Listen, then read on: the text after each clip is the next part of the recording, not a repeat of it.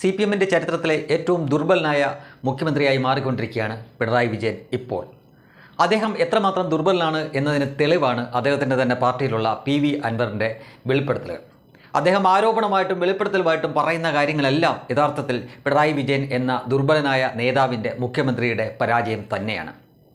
PV അൻവറിനെ പോലെ ഒരാൾ അല്ലെങ്കിൽ KT ജലീലിനെ പോലെ ഒരാൾ ഒരു മുഴുവൻ സമയ അല്ലെങ്കിൽ പൂർണ്ണമായ രീതിയിലുള്ള ഒരു CPM കാരനാണ് എന്ന് പറയാൻ പറ്റില്ല എങ്കിലും CPM അനുഭാവികളായിട്ട് എന്ന വ്യാജേന നടിക്കുന്നവരാണ്.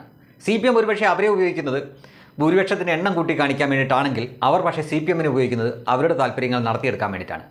അവരുടെ താല്പര്യങ്ങൾ നടത്തിയെടുത്ത് കഴിഞ്ഞുകൊണ്ടാണോ എന്നറിയില്ല. കഴിഞ്ഞ ദിവസം PV അൻവർ നടത്തിയ ആ വെളിപ്പെടുത്തൽ അഥവാ ആ ആരോപണം നോക്കുക.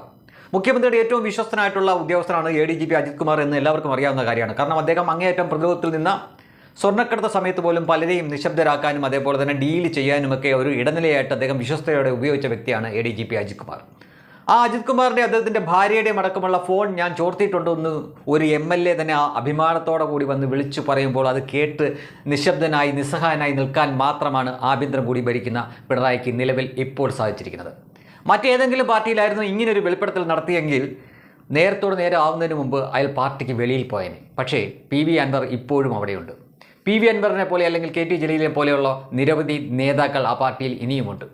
മാത്രമല്ല താഴെ തട്ടിക്കൂടെ തന്നെ CPMന്റെ പോഷക സംഘടനയോടെ വളർന്നു വന്ന് ഇപ്പോൾ മന്ത്രിയും MLAയും ആയി നിൽക്കുന്ന പലരും അവരെല്ലാ കാലവും CPMൽ തന്നെ കഴിഞ്ഞു കൂടിക്കോളാം എന്ന് വിശ്വസിച്ച് വന്നവരല്ല. തീർച്ചയായിട്ടും അനുകൂലമായിട്ടുള്ളൊരു സാഹചര്യം വന്നു കഴിഞ്ഞാൽ മറ്റു പാർട്ടിയിലേക്കോ അല്ലെങ്കിൽ UDFനെ തന്നെ ആ രീതിയിൽ പരുവപ്പെടുത്തി ലീഗിൻ്റെ ഭാഗമാകാനും മടിയില്ലാത്തവരാണ് അവർ.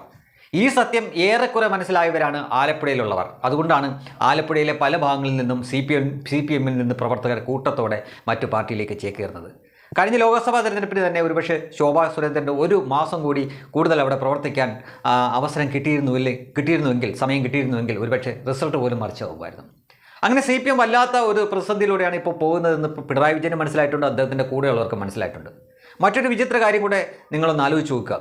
P. ശശി എന്ന വ്യക്തി, ഇപ്പോൾ പൊളിറ്റിക്കൽ സെക്രട്ടറി ആയിട്ടിരിക്കുന്ന P. ശശി എന്ന വ്യക്തി കണ്ണൂരിലെ പാർട്ടി ഭരിച്ചുകൊണ്ടിരുന്ന സമയത്താണ് ഏറ്റവും കൂടുതൽ RSSകാർ അവിടെ കൊല്ലപ്പെട്ടത്. അതായത് അന്ന് ഏറ്റവും കൂടുതൽ RSSകാർ കൊല്ലപ്പെടാൻ കാരണം തന്നെ P. ശശി അവിടെ നേതൃത്വം കൈയാളിരുന്ന സമയത്താണ്. ആ P. ശശിനെ പോലും ഇപ്പോൾ RSSകാരനായി അവതരിപ്പിക്കുകയാണ് PV അൻവർ.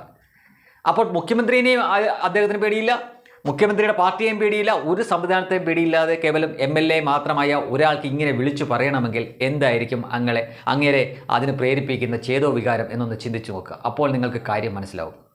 പിണറായി വിജയൻ എന്ന CPMൻ ഊതി വീർപ്പിച്ചു കൊണ്ടുവന്ന് ആ ബിംബം അത് വലിയ താമസമില്ലാതെ ഉടയും. ഒരുപക്ഷെ ആ പാർട്ടിയിൽ നിന്ന് തന്നെ അദ്ദേഹത്തിന് താഴേക്ക് ഇറങ്ങേണ്ടി വന്നേക്കാം. മുഖ്യമന്ത്രി സ്ഥാനവും ഒരുപക്ഷെ അനാരോഗ്യം മൂലം എടുത്തു മാറ്റുന്നു എന്ന കാരണത്താൽ മാറ്റപ്പെട്ടേക്കാം. പുതിയൊരാൾ അവിടെ വന്നേക്കാം. തീർച്ചയായിട്ടും ഇസ്ലാമിസ്റ്റുകളുടെ ആത്യന്തികമായിട്ടുള്ള ലക്ഷ്യം കേരളം മാത്രമല്ല. കേരളം ഒരു ചെറിയ പ്രദേശമാണ് എന്നവർക്കറിയാം. ഇന്ത്യ തന്നെയാണ് അവരെപ്പോഴും ലക്ഷ്യം വെക്കുന്നത്. അതിനായി CPM എന്നൊരു പാർട്ടി, ഒരു ഈർക്കൽ പാർട്ടിയെ കൊണ്ട് ഒരിക്കലും നടക്കില്ല എന്നവർക്കറിയാം. ദേശീയ തലത്തിലെങ്കിലും പേരിന് മതേതരത്വം ഒട്ടിച്ചു നടക്കുന്ന കോൺഗ്രസ് ആണ് അതിന് ഏറ്റവും നല്ലത് എന്ന് അവർക്ക് അറിയാമല്ലഞ്ഞിട്ടല്ല. ആ കോൺഗ്രസിൻ്റെ ഭാഗമായി നിൽക്കുന്നതാണ് ലീഗ്. ഒന്നുകിൽ ലീഗുകാരനായിട്ട് അങ്ങോട്ടേക്ക് മാറുകയോ അല്ലെങ്കിൽ കോൺഗ്രസിനെ തന്നെ ആ പരുവത്തിലേക്ക് മാറ്റുകയോ ചെയ്തത് ഇപ്പോൾ CPMലും CPIലും കാണുന്ന പല മുസ്ലിം സഖാക്കളും ഭാവിയിൽ അങ്ങോട്ടേക്ക് പോയാലും ഒട്ടും അത്ഭുതപ്പെടേണ്ടതില്ല. PV അൻവറിനെയും KT ജലീലിനെ പോലെയുള്ളവരുടെ ഇപ്പോഴുള്ള പരസ്യ പ്രസ്താവനകൾ തന്നെ നോക്കൂ. അവർക്ക് ആ പാർട്ടീനെയും അതിൻ്റെ കേഡർ സ്വഭാവത്തെയും ഞങ്ങൾ ഒട്ടും ഭയക്കുന്നില്ല എന്നുള്ളതിൻ്റെ ഒരു വിളംബരം തന്നെയാണ്. ഇവിടെയാണ് പിണറായി വിജയൻ എന്ന നേതാവ്, CPM നേതാവ്, ഏതാണ്ട് 4 തവണയോളം ആ പാർട്ടിയെ നയിച്ച നേതാവ്, വലിയ കരുത്തനാണ് എന്ന് അവർ വിശ്വസിച്ചിരുന്ന ആ നേതാവ് ഒന്നുമല്ലാതെ ചൂളിപ്പോകുന്ന കാഴ്ച കാണുന്നത്. അദ്ദേഹം എന്തൊക്കെയോ ആയിരുന്നു. അത് അദ്ദേഹത്തിൻ്റെ വലതുവശത്ത് കോടിയേരി വിജയനും ഇടതുവശത്ത് EP ജയരാജനൊക്കെ ഒന്നിച്ച് നിന്ന സമയത്തായിരുന്നു. ഇന്നിപ്പോൾ കോടിയേരിയില്ല, EP ജയരാജനെ തന്നെ പാർട്ടി വെട്ടാൻ തയ്യാറായി നിൽക്കുന്നു. അവിടെ പിണറായി വിജയന് പോലും ഒന്നും ചെയ്യാൻ പറ്റാത്ത അവസ്ഥയിലാണ്. അപ്പോൾ യഥാർത്ഥത്തിൽ പിന്നെ പുറകിലുള്ളത് P. ശശിയാണ്. ആ P. ശശിക്കിട്ടാണ് PV അൻവർ വെട്ടിയിരിക്കുന്നത്. ഇനി എങ്ങനെ പിണറായി വിജയൻ ഈ ചക്രവ്യൂഹം പൊളിച്ച് വെളിയിൽ ചാടുമെന്ന് മാത്രമേ നോക്കുന്നുള്ളൂ.